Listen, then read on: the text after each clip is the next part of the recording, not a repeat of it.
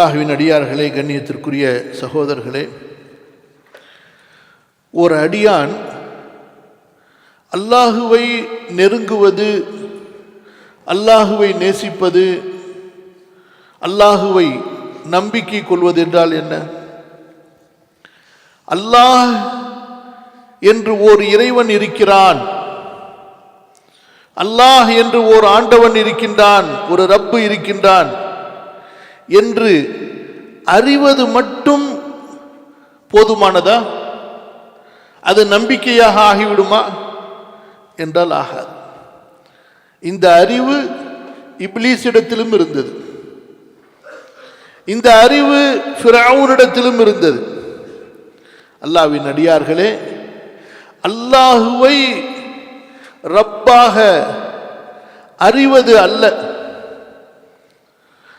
அந்த அறிவோடு சேர்ந்து அங்கே நமக்கு அவன் மீது ஈமான், யக்கீன் தேவை. அவனுடைய உயர்ந்த தன்மைகளின் மீது நம்பிக்கை தேவை. அல்லாஹுவை அவனுடைய சிஃபத்துகள், அவனுடைய உயர்ந்த தன்மைகளோடு நம்ப வேண்டும். அல்லாஹுவை நேசித்து நம்ப வேண்டும், அல்லாஹுவை பயந்து நம்ப வேண்டும். எப்படி நம்பிக்கை இருக்க வேண்டும்? அந்த நம்பிக்கை அல்லாஹுடைய நேசத்தோடு கலந்திருக்க வேண்டும். அந்த நம்பிக்கை, அந்த ஈமான் அல்லாஹுடைய பயத்தோடு கலந்திருக்க வேண்டும். அல்லாஹுடைய தன்மைகளின் மீது உண்டான நம்பிக்கையோடு அது கலந்திருக்க வேண்டும். அப்படிப்பட்ட ஈமானைத்தான் அல்லாஹு தஆலா நமக்கு அல் குர்ஆனிலே போதிக்கின்றான்.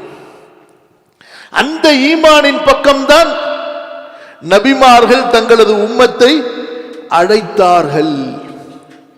எத்தனை வசனங்களில் நீங்கள் பார்க்கலாம். யா கௌம் இஸ்தக்ஃபிரு ரப்பக்கும்.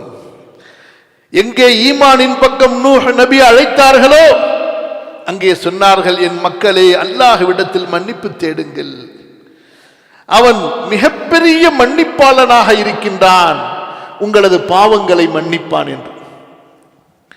அல்லாஹ்வின் அடியார்களே, இன்று நமக்கும் அல்லாஹ்விற்கும் இடையில் இருக்கக்கூடிய ஈமான், நம்பிக்கை, யக்கீன், அது இத்தகைய ஒரு தன்மைகளோடு சேர்ந்திருக்கிறதா?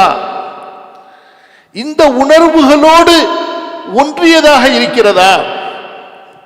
அல்லாஹ் என்று சொல்லும் பொழுது وَإِذَا ذُكِرَ اللَّهُ وَجِلَتْ قُلُوبُهُمْ, அல்லாஹுவை பற்றி நினைவு கூறப்பட்டால், அல்லாஹுவை பற்றி பேசப்பட்டால் அவர்களது உள்ளங்கள் நடுங்கும்.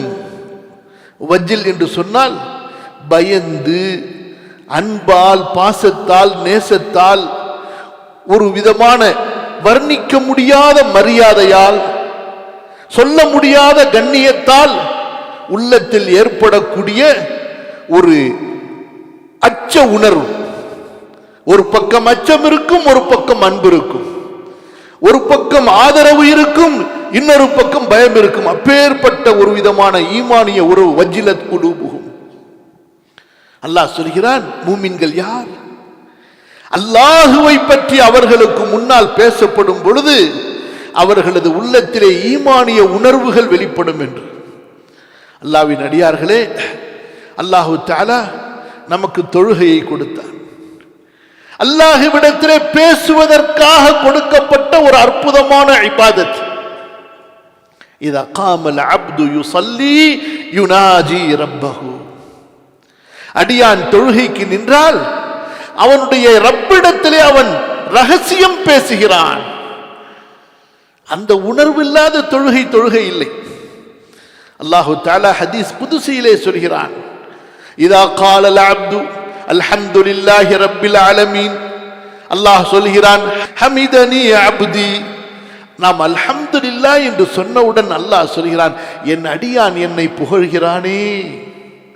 அர் ரஹ்மான் ரஹீம் என்று சொல்லும் பொழுது அஸ்னா அலைய அப்தி, என் அடியான் என்னை போற்றுகின்றானே. மாலிகி யௌமித்தீன் என்று சொல்லும் பொழுது மஜ்ஜதனி அப்தி, என் அடியான் என்னை மகிமைப்படுத்தி விட்டான், கண்ணிய கண்ணியப்படுத்தி விட்டான் என்று அல்லாஹ் சொல்கிறான்.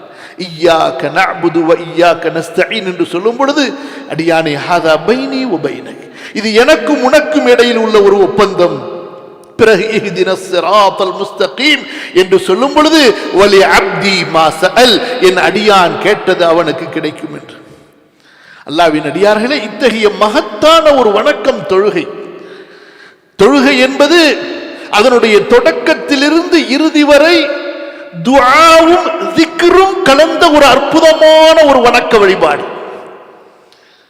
தொழுகை என்பது திக்ரும் துஆவும் கலந்த ஒரு அற்புதமான வழிபாடு. ஆனா அந்த பரிதாபம், இந்த ரெண்டிலிருந்தும் நமக்கு எந்த பங்கும் இல்லை. நம்முடைய தொழுகையில் இந்த ரெண்டிலிருந்தும் எந்த பங்கும் இல்லை. அல்லாஹ்வை நினைக்காமலேயே தொழுது விடுகிறோம். எப்படி முடியுமா என்றால், நினைக்கிறோம், நாவால் மட்டும் நினைக்கிறோம். எப்படி நினைக்கிறோம்? நாவால் மட்டும் உச்சரிக்கிறோம், உள்ளம் அல்லாஹ்வை நினைப்பதில்லை. உள்ளம் வேறு யாரையோ வேறு எதையோ, எதை அல்லாஹ் தஆலா குப்பை என்று சொன்னானோ துன்யா, எதை ஒரு செத்த ஆட்டுக்கு சமம் என்று அல்லாஹ்வுடைய தூதர் வர்ணித்தார்களோ, எந்த துன்யா மறுமையை கவனித்து ஒரு அற்பமான வஸ்து என்று அல்லாஹ் சொன்னானோ, எந்த துன்யா கொசுவின் இறக்கைக்கு சமமாக இருந்திருந்தால் ஒரு காஃபிருக்கு அல்லாஹு தஆலா ஒரு மிடறு தண்ணீரை கூட குடிக்க கொடுத்திருக்க மாட்டான் என்று அல்லாஹ் வர்ணித்தானோ, எந்த துன்யாவை அல்லாஹு தஆலா சபித்தானோ, அதைத்தான் நினைத்துக் கொண்டிருக்கிறோம். அதில் ஹலாலை மட்டுமல்ல, முசீபத் ஹராமையும் சேர்த்து நினைத்துக் கொண்டிருக்கிறோம். எப்படி?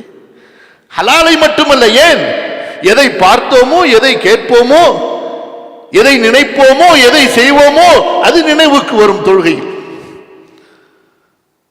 அன்பு சகோதரர்களே, இன்று அவ்வளவு ஹராம் மிகைத்திருக்கிறது, அவ்வளவு கெட்டவை வாழ்க்கையிலே மிகைத்திருக்கிறது. பிறகு எது தொழுகையில் நமக்கு நினைவுக்கு வரும்? ஆக தொழுகிறோம், ஆனால் திக்ர் இல்லாமல். அகிமிஸ் ஸலாத லிذிக்ரி மூஸா, தொழுகையை நிலைநிறுத்து என்னுடைய நினைவுக்காக. தொழுகை யாருக்காக? அல்லாஹ்வுக்காக, அல்லாஹ்வை நினைப்பதற்காக. ஆனால் நாமோ தொழுது விடுகிறோம் அல்லாஹ்வை நினைக்காமலேயே. வாயால் நாவால் நினைக்கின்றோம், நம்முடைய உச்சரிப்புகளால் நினைக்கின்றோம், நம்முடைய மனங்கள் அல்லாஹ்வை நினைப்பதில்லை. அப்படி நினைத்திருந்தால் அல்லாஹ்வுடைய தூதர் ஸல்லல்லாஹு அலைஹி வஸல்லம் சொன்னார்களே, ஒரு மனிதர் தொழுகையிலே அசைகிறார், தன்னுடைய உறுப்புகளை எல்லாம் இங்கும் அங்குமாக அசைத்து ஆட்டிக் கொண்டிருக்கிறார். அவரை பார்த்து சொன்னார்கள், லவ் ஹஷ்யா கல்புஹு லஹஷ்யஅத் ஜவாரிஹுஹு, அவருடைய உள்ளம் அச்சம் கொண்டிருந்தால் அவருடைய உறுப்புகள் அமைதியாக இருக்கும். உள்ளத்தில் அந்த குஷூ, அந்த அல்லாஹ்வுடைய பயம் ஆழத்திலிருந்து எழுவது, அதுதான் குஷூ. அது இல்லாமல் போனதால் சிந்தனைகள் சிதறுகின்றன, உறுப்புகள் இங்கும் அங்குமாக அசைகின்றன, நினைவுகள் பறக்கின்றன. அல்லாஹ்வுடைய தூதர் ஸல்லல்லாஹு அலைஹி வஸல்லம் எச்சரித்த நிலைக்கு நாம் ஆளாகி விடுவோமோ என்ற பயத்தில் நாம் இருக்கிறோம். அல்லாஹ் பாதுகாப்பானாக. அடுத்து அல்லாஹ்வின் அடியார்களே, கண்ணியத்திற்குரிய சகோதரர்களே, தொழுகை என்பது துஆவுடைய பொக்கிஷம். தொழுகை என்பது துஆவுடைய பொக்கிஷம். அதிலே மகத்தான துஆ நாம் கேட்கக்கூடிய சூரத்துல் ஃபாத்திஹா. யாராவது இந்த சூரத்துல் ஃபாத்திஹாவை துஆவுடைய நிய்யத்தில் ஆழமாக அழுத்தமாக கெஞ்சிய நிலையில், அல்லாஹ்விடத்தில் மன்றாடிய நிலையில் ஓதுகிறோமா, கேட்கிறோமா? தொழுகையில் அல் கிராஆ, திலாவா ருக்குன்களிலே ஒன்று. அதிலே சூரத்துல் ஃபாத்திஹா கண்டிப்பாக ஓதியே ஆக வேண்டும். மல்லம் யக்ரா பி ஃபாத்திஹத்தில் கிதாபி ஃபலா ஸலாத லஹ், யார் சூரத்துல் ஃபாத்திஹாவை ஓதவில்லையோ அவருக்கு தொழுகையே இல்லை என்று சொன்னார்கள். சடங்கா இது? என்ன ஏதாவது ஒரு அர்த்தம் புரியாத, கருத்துகள் இல்லாத, மனித அறிவுகளால் சிந்திக்க முடியாத உணர்வற்ற மந்திரங்களா? அல்லாஹ்வுடைய வேதம் அப்படியே அல் குர்ஆனிலே வர்ணிக்கப்பட்டிருக்கிறது. ஹுதா, நேர்வழி, ஷிஃபா, உங்களுடைய உள்ளத்தின் நோய்களை போக்கக்கூடிய மருந்து, ரஹ்மா, அல்லாஹ்வுடைய கருணை, தப்சிரா, உங்களுடைய குறைகளை உங்களுக்கு புலப்பட வைக்கக்கூடிய அற்புதமான ஒரு சக்தி இது. ஓதுகிறோம்.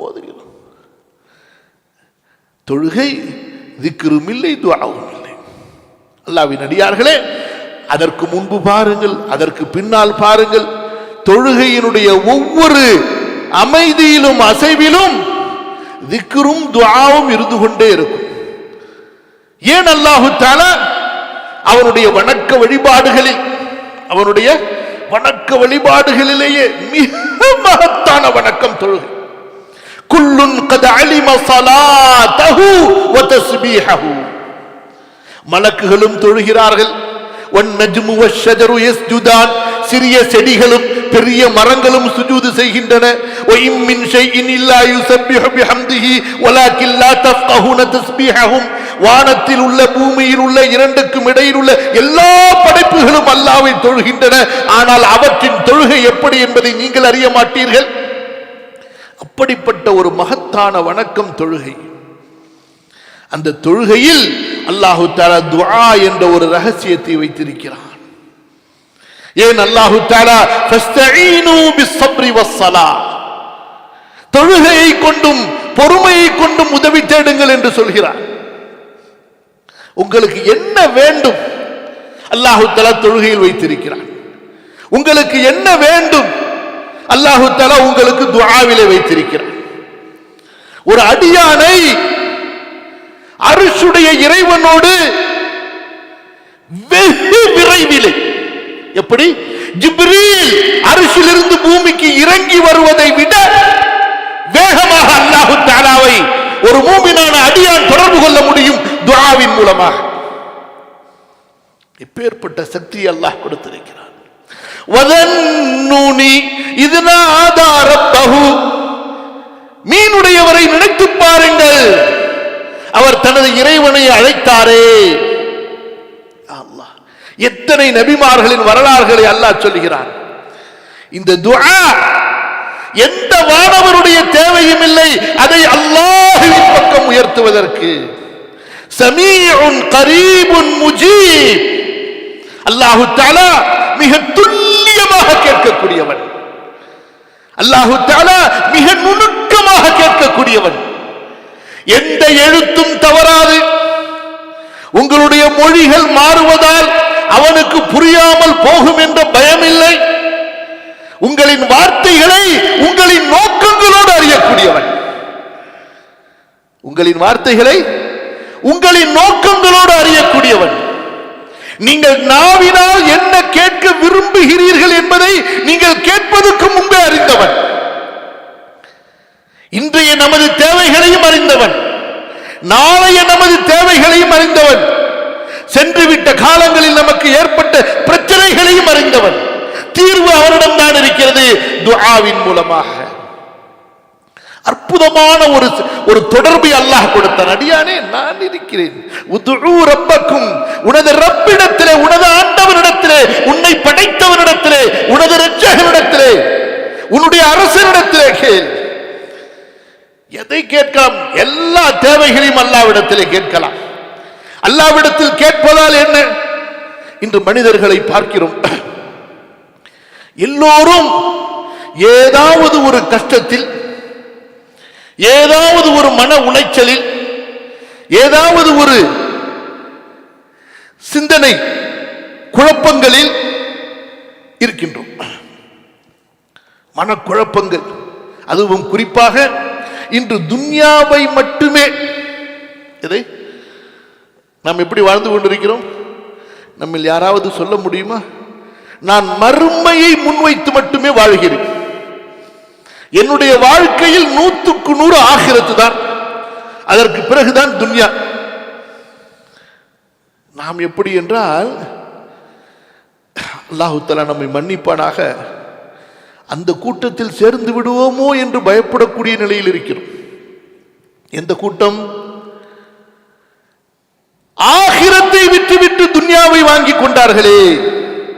எதை விட்டுவிட்டு? எதை? மறுமையை விட்டுவிட்டு துன்யாவை வாங்கி கொண்டார்களே. அல்லாஹ்வுடைய மன்னிப்பை விட்டுவிட்டு அல்லாஹ்வுடைய தண்டனையை வாங்கி கொண்டார்களே. الذين اشتروا الحياة الدنيا بالآخرة والعذاب بالمغفرة فما أصبرهم على النار. அல்லாஹ் கேட்கிறார், மனிதர்களே, உங்களால் நரகத்தை தாங்க முடியுமா? சகிக்க முடியுமா? உங்களுக்கு என்ன துணிவு பிறந்து விட்டது என்னுடைய தண்டனையை தாங்கிக் கொள்வதற்கு, என்னுடைய தண்டனையை எதிர்கொள்வதற்கு? நான் மறுமையை தர காத்திருக்கிறேன், நீங்கள் அதை புறக்கணித்து ஓடுகின்றீர்களே. நிரந்தரமான மறுமையை உங்களுக்கு நான் தயாரித்து வைத்திருக்கிறேன், நீங்களோ துன்யாவை தேடுகின்றீர்களே. எனது மன்னிப்பு, விசாலமான மன்னிப்பை கொடுக்க நான் காத்திருக்கின்றேன், நீங்களோ எனது தண்டனையை நோக்கி ஓடுகின்றீர்களே. உங்களுக்கு எப்படி அப்படிப்பட்ட ஒரு துணிவு பிறந்தது என்று அல்லாஹ் கேட்கிறான். அல்லாஹ்வின் அடியார்களே, இன்று நம்முடைய நிலையை பார்த்தால் ஆச்சரியமாக இருக்கிறது, அதிசயமாக இருக்கிறது.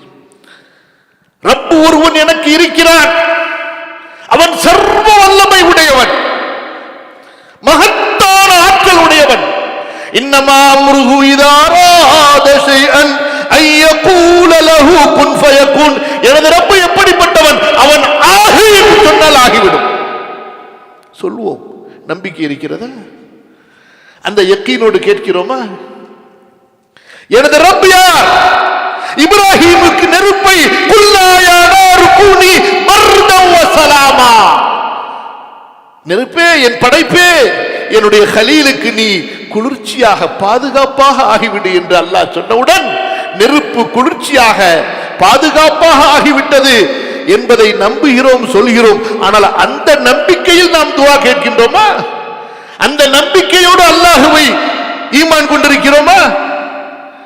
அல்லாஹ்வால் எல்லாம் முடியும் என்று சொல்லுவோம், அல்லாஹ் போதுமானவன் என்று சொல்லுவோம். ஆனால் அந்த நம்பிக்கை எங்கே சென்றது? அந்த நம்பிக்கையோடு துஆ எங்கே சென்றது? துஆவை ஆரம்பிக்கும் போதும் அவநம்பிக்கை, துஆவிலும் அவநம்பிக்கை.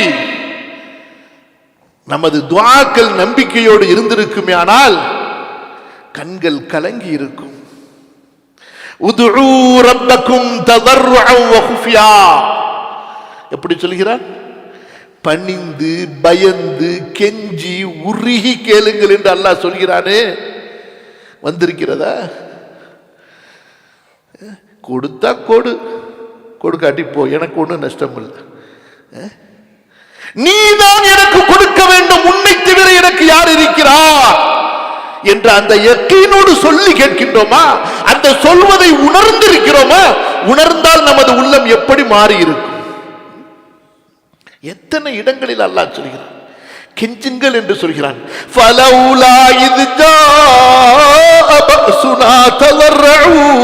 நமது சோதனைகள் வரும் பொழுது அவர்கள் நம்மிடத்தில் கெஞ்சி இருக்க வேண்டுமே, அவர்கள் நம்மிடத்தில் மன்றாடி இருக்க வேண்டுமே. வலாக்கின் கஸத் குலூபுஹும், அவர்களது உள்ளங்கள் இறுகிவிட்டதே, அவர்களது உள்ளங்கள் கடினமாகிவிட்டதே. எங்கே நாம் வாழுகிறோம்? ஏதோ அப்படி தனியாக இருக்கிறது, தொட்டும் தொடாமல் பட்டும் படாமல். ரப்புடைய யக்கீன், ரப்பின் மீது உண்டான அந்த ஆழமான நம்பிக்கை, என் ரப்பு ரப்பி என்று சொல்லும் பொழுது அந்த உரிமை நமக்கு இருக்கிறதா? ஒவ்வொரு நபியும் எப்படி சொன்னார்கள்? ரப்பி, என் இறைவா, என்னது ரப்பே என்று கேட்டார்கள். நாம் இப்படி கேட்கிறோம், ஏதோ வானத்துக்கு ரப்பு போல இருக்கு, ஏதோ ஒரு இறைவன் போல இருக்கு. நீ அவனுக்கு யார்?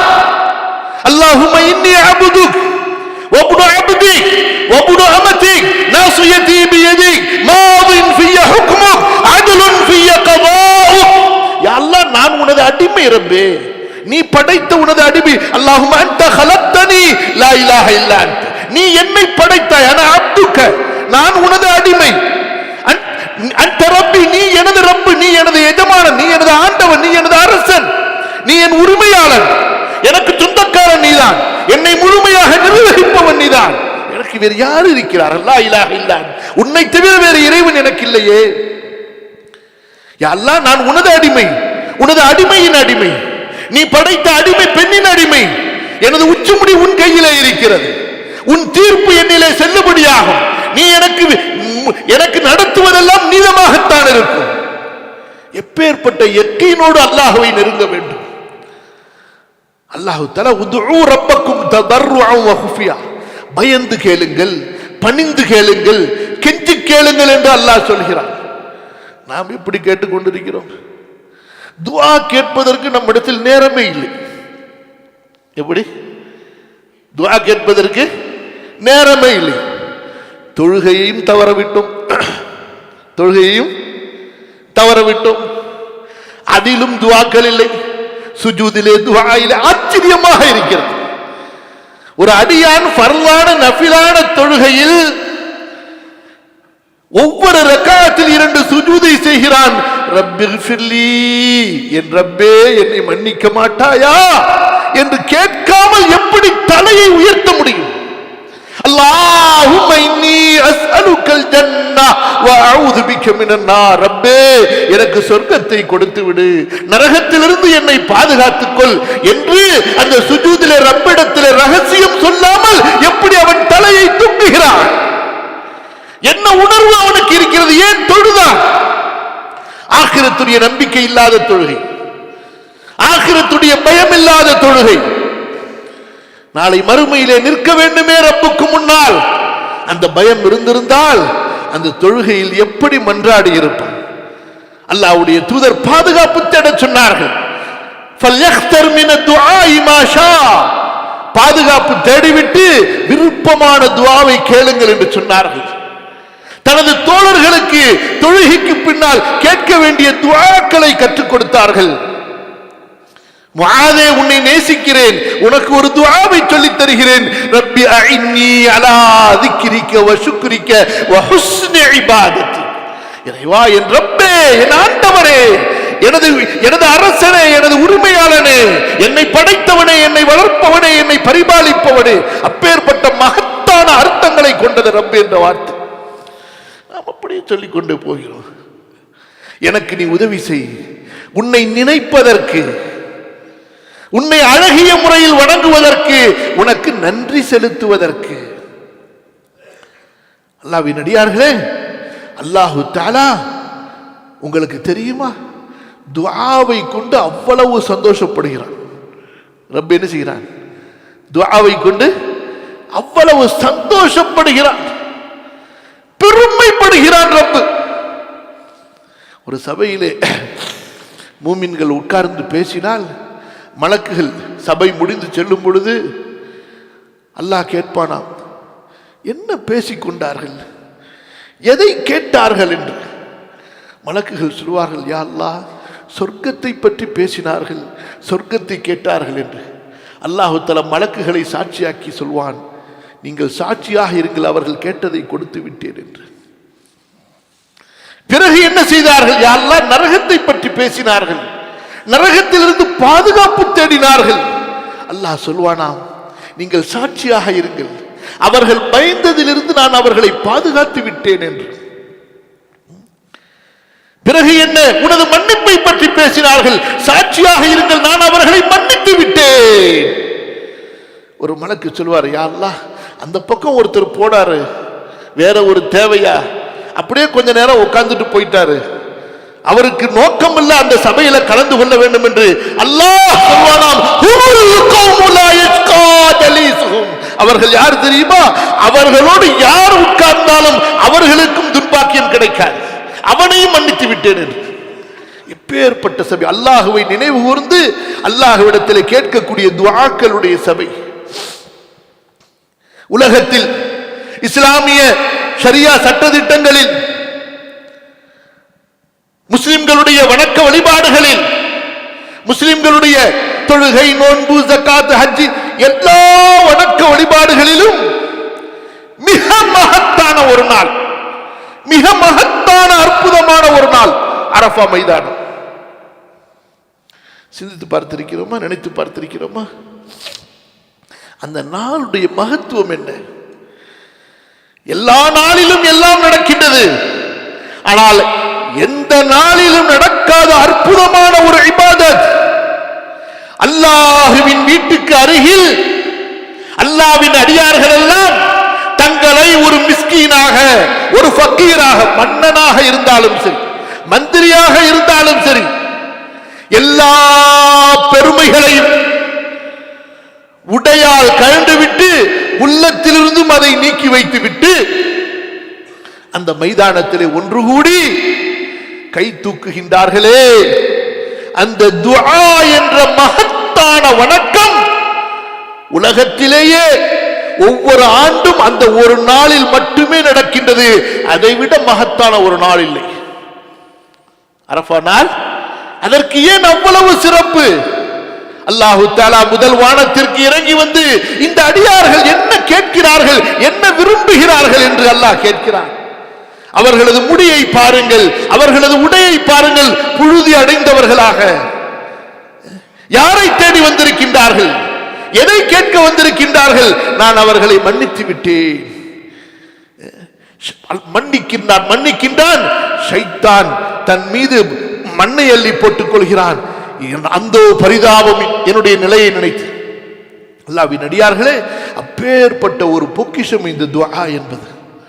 கேட்பதால் சந்தோஷப்படுகின்றான், கேட்டுக்கொண்டே இருப்பதால் சந்தோஷப்படுகின்றான். அல்லாஹ்வுடைய தூதர் ஸல்லல்லாஹு அலைஹி வஸல்லம் சொன்னார்கள், நாடினால் கொடு என்று கேட்காதீர்கள், யா அல்லாஹ் கொடு என்று கேளுங்கள். கட்டளை அல்ல, கெஞ்சுதல், விண்ணப்பித்தல். வேறு யார் நமக்கு இருக்கின்றார்கள்? அல்லாஹ்வை தவிர பாவங்களை மன்னிப்பவர்கள் யார் இருக்கிறார்கள்? இந்த உலகத்தின் பொக்கிஷங்கள் எல்லாம் யாருடைய கையில் இருக்கிறது? அல்லாஹ்வுடைய கையில். खजाना அல்லாஹ்வுடைய खजाना. வானம் அல்லாஹ்வுடைய வானம். வானத்திலிருந்து பொழிவதும் அல்லாஹ்வுடையது. பூமி அல்லாஹ்வுக்குரியது. பூமியிலிருந்து விளைவதும் அல்லாஹ்வுக்குரியது. எல்லா சுரங்கங்களும், எல்லா தொழில்களும் எல்லாம் அல்லாஹ்வுக்கு சொந்தமானவை, அல்லாஹ்வின் உரிமையானவை. எதுவும் நமக்கு லாபத்தை கொடுக்க முடியாது அல்லாஹ் நாடாமல். அல்லாஹ்விடத்தில் கேளுங்கள் என்று அல்லாஹ் சொல்லி, கேளுங்கள் கேளுங்கள் கேளுங்கள்.